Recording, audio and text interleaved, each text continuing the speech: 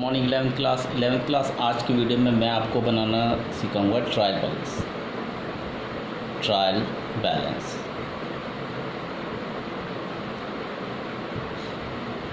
सबसे पहले मैंने आपको सिखाई एंट्री, जनरल एंट्री, जिसमें हमें बताना था कैसे डेबिट करते हैं, कैसे क्रेडिट करते हैं। एंट्री के बाद बनता है लेज़र, जैसे मैंने आपको कैश अकाउंट बनाना सिखाया, सारे अकाउंट बनाना सिखाया। लेज़र के बाद बनता है ट्रायल बैलेंस। इस तरह से हमारा पूरा प्रोसीजर एक पूरा कंप्लीट हो जाता है, यानी स्टेप बाय स्टेप। सबसे पहले एंट्री में क्या होता है, जो डेली रूटीन की हम एंट्री करते हैं, आज कितना करा, कल कितना किया, जितना भी हमारा ट्रांजेक्शन। फिर हर एक का पर्सनल जो अकाउंट बनता है उसे लेज़र कहते हैं, और फिर उस लेज़र का जो बैलेंस हम जहाँ ट्रांसफ़र करते हैं उसे ट्रायल बैलेंस बोलते हैं। हर एक लेज़र का जो बैलेंस ट्रांसफ़र करते हैं उसे ट्रायल बैलेंस बोलते हैं। तो ट्रायल बैलेंस बनता कैसे है, इसके कॉलम बनते हैं अमाउंट और पर्टिकुलर्स। अमाउंट एंड पर्टिकुलर्स, ये इसके कॉलम होंगे। इसमें डेट का कॉलम नहीं होता। Amount and particulars, amount. Debit and credit, ये डेबिट साइड होती है, क्रेडिट साइड होती है। ये कौन सी साइड होती है, डेबिट, और ये कौन सी साइड होती है, क्रेडिट। कौन सी साइड होती है, क्रेडिट। पर्टिकुलर, डेबिट और क्रेडिट, इस तरह से हमारे कॉलम पुटअप हो जाता है। अब ये बनता कैसे है, बनने का तरीका है, लेज़र बनाना आपको आ गया हुआ। और जब हम लेज़र बनाते हैं तो लेज़र में आपने देखा होगा कैश का बैलेंस शीट आया 15,780। जैसे मैंने ये लेज़र मेंटेन किया, इसमें कैश का बैलेंस शीट है 15,780। कितना है, 15,780 कैश का बैलेंस शीट है। 15,780 कैश का बैलेंस शीट है। तो ये 15,000 जो 780, देखिए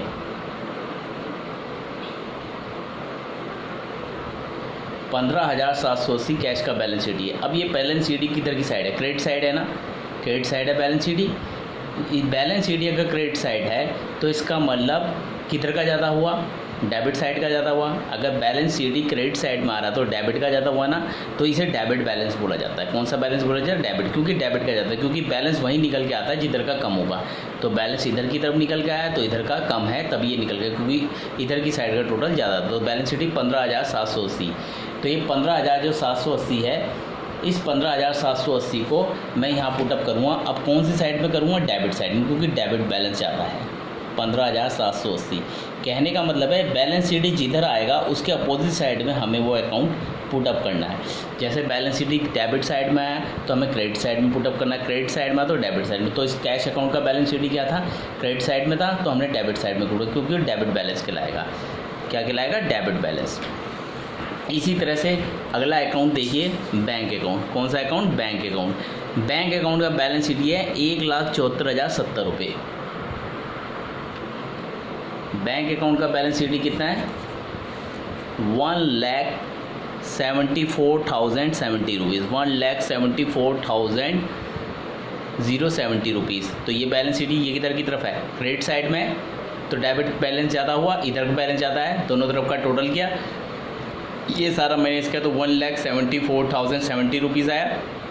तो क्रेडिट साइड में है तो इसका मतलब बैंक का डेबिट बैलेंस है।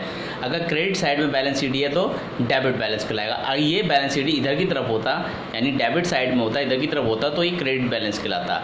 तो ये डेबिट बैलेंस है। बैलेंस शीट कितना है, 1,74,360। तो ये हम बैलेंस शीट बैंक का अकाउंट लिख देंगे। इसी तरह से हम सारे अकाउंट ट्रायल बैलेंस में लिख देंगे। हर एक का बैलेंस शीट इस ट्रायल बैलेंस में हमें उतार देना है। तो 1,74,070 इसका डेबिट बैलेंस। इसी तरह से हमें सबके लेज़र तैयार करने और सबका जो बैलेंस शीट निकल के आकर वो हमें पुटअप कर देना है। अब देखिए आगे, कैश अकाउंट का बैलेंस शीट कितना है, 1,90,700। बैलेंस शीट देखिए कैश अकाउंट का जो बैलेंस शीट है 1,90,070 है, 200 है, 1,90,000 है, 1,90,000 है। तो ये बैलेंस शीट किधर की तरफ है, ये है अब डेबिट साइड में। डेबिट साइड में बैलेंस शीट है, इसका मतलब ये क्रेडिट बैलेंस है। डेबिट साइड में बैलेंस शीट निकल के आया तो डेबिट क्रेडिट बैलेंस है। तो कैपिटल अकाउंट के क्रेडिट साइड में लिख देंगे 90,000। तो आपको समझ में आ गया होगा बैलेंस शीट जिधर की साइड होगा। अगर बैलेंस शीट डेबिट में है तो हमें क्रेडिट साइड में लिखना, अगर बैलेंस शीट क्रेडिट में तो डेबिट। देखो कैपिटल अकाउंट का बैलेंस शीट डेबिट में तो मैंने क्रेडिट में लिख दिया। तो यहाँ कैश अकाउंट का बैलेंस शीट डेबिट क्रेडिट में तो मैंने डेबिट में लिखा, बैंक अकाउंट का बैलेंस शीट क्रेडिट में तो मैंने डेबिट में लिखा। इस तरह से हम सारे अकाउंट मेंटेन कर लेते हैं। अब यहाँ देखिए मशीन अकाउंट क्या है, मशीन अकाउंट। मशीन अकाउंट का बैलेंस शीट क्रेडिट साइड में 1 लाख रुपीज़। ये देखिए बैलेंस शीट क्रेडिट साइड में 1 लाख, तो कहाँ जाएगा, डेबिट साइड में। हम ट्रायल बैलेंस के डेबिट साइड में लिखेंगे और यहाँ लिखेंगे मशीन अकाउंट, मशीन अकाउंट और इसके डेबिट साइड में 1 लाख रुपीज़ मेंशन कर देंगे। और इस तरह से हमारा ट्रायल बैलेंस बनता चला जाएगा। अब अगला देखिए बैलेंस शीट, अगले का बैलेंस शीट है हमारा फर्नीचर। फर्नीचर देखिए, फर्नीचर का बैलेंस शीट कितना है, फर्नीचर का बैलेंस शीट हमारा 9,000 रुपीज़। कितना है, 9,000। फर्नीचर का बैलेंस शीट कितना है, 9,000 रुपीज़। कितना है, 9,000 रुपीज़। तो फर्नीचर का बैलेंस शीट 9,000 रुपीज़ है फर्नीचर। और किधर की साइड है, क्रेडिट साइड, तो हम डेबिट साइड में लिख देंगे 9,000 रुपीज़। यानी कहने का मतलब है बैलेंस शीट जिधर तरफ होगा उसके सेम अपोजिट साइड हमें ट्रायल बैलेंस में लिखना है। अगर बैलेंस शीट क्रेडिट साइड में तो हमें डेबिट में लिखना है, डेबिट साइड में तो क्रेडिट साइड में। इसी तरह से हमारा स्टॉक है, क्या है, स्टॉक। क्वेश्चन में स्टॉक देखेंगे, स्टॉक का बैलेंस शीट है 40,000। कितना है, 40,000 रुपीज़। स्टॉक का बैलेंस शीट कितना है, 40,000 रुपीज़। कितना हमारा, 40,000 रुपीज़। स्टॉक का बैलेंस शीट 40,000 रुपीज़ है। तो ये 40,000 रुपीज़ ये किधर की साइड है, क्रेडिट साइड है, तो हम क्रेडिट साइड में पुटअप कर देंगे स्टॉक। कहाँ का, डेबिट साइड में पुटअप, यानी बैलेंस शीट अगर क्रेडिट में है तो हमें डेबिट में पुटअप करना है। इसी तरह से हम सारे अकाउंट के बैलेंस शीट पुटअप करते चले जाते हैं। जितने भी अकाउंट है हम हर एक अकाउंट का बैलेंस शीट पुटअप करते चले जाएंगे। अगला आइए, उसके बाद क्या है, स्टॉक के बाद है परचेज। परचेज का जो बैलेंस शीट है वो क्रेडिट साइड में कितना है, 27,500। कितने से है, 27। परचेज का जो है क्रेडिट साइड में 27,500। तो इसका मतलब ये किस साइड में जाएगा, डेबिट साइड में। परचेज्ड 27,500 रुपीज़, ये हमारा कंप्लीट हो गया। तो इस तरह से हम बैलेंस शीट को मेंशन करते रहते हैं। परचेस अकाउंट का बैलेंस शीट 27,500 आ गया, तो हमने यहाँ पुटअप कर दिया 27,500। किधर की तरफ था ये, क्रेडिट की तरफ, तो हमने डेबिट की तरफ लिखा। यानी कहने का मतलब है ट्रायल बैलेंस के जिधर की तरफ अमाउंट होगी उधर की तरफ हमें बैलेंस शीट जिधर की तरफ होगा उसके अपोजिट साइड में हमने ट्रायल बैलेंस शो करना है। अगर बैलेंस शीट किसी अकाउंट में क्रेडिट साइड में शो आया तो हम डेबिट साइड में ट्रायल बैलेंस के पुटअप करेंगे। और इस तरह से हमारे सारे अकाउंट मेंटेन हो जाते हैं, कंप्लीट पूरा ट्रायल बैलेंस कंप्लीट। यानी पहले क्या होती है हमारी एंट्री के बाद होता है लेज़र के बाद बनता है ट्रायल बैलेंस। एंट्री का लेज़र के बाद बनता है ट्रायल बैलेंस। मे भी आपको समझ में आ गया होगा ट्रायल बैलेंस किस तरह से बनता है। तो मैं आपको इसकी सारी इमेज सेंड करूँगा और आप देखिए किस तरह से बैलेंस शीट कहाँ लिखा है और ट्रायल बैलेंस किस तरह से बन रहा है। मैं ट्रायल बैलेंस भी पूरा बना के शो कर दूँगा।